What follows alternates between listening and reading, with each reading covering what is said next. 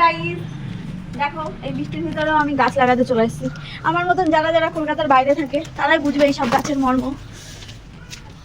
এটা হলো থানকুনি পাতা। আমার বড় অফিসের পাশে এক জায়গায় দেখেছিল, তাই আসার সময় তুলে নিয়ে এসছে।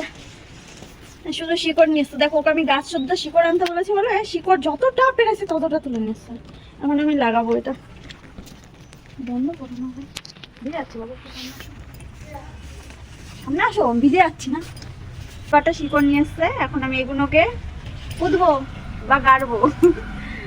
এটাকে আমি এখন মাটিতে বসাচ্ছি, হয়ে যাবে। এটা শুধু শিকড় বসালেই হয়ে যায়। আগে বাপের বাড়ি কলকাতাতে যখন ছিলাম অনেক খেতাম এইগুলো, খুব ভালো লাগে। কে কে চেনো ওই থানকুনি শাক? এই ঝাড়খণ্ডে এসে তো আমি এই ফার্স্ট টাইম দেখলাম। এখানে মানুষ খায় না এইসব, শো খাতির দিয়ে একটা বাড়িতে হয়তো লাগায়। এগুলো থেকে যখন বড় বড় হবে তখন আরেকদিন ভিডিও করে আপনাদের দেখাবো। তো আমার এখন লাগানো হয়ে গেছে, দেখতে পাচ্ছ আমার হাতে মাটি, আর এই যখন হলি হবে। হ্যাপি হলি।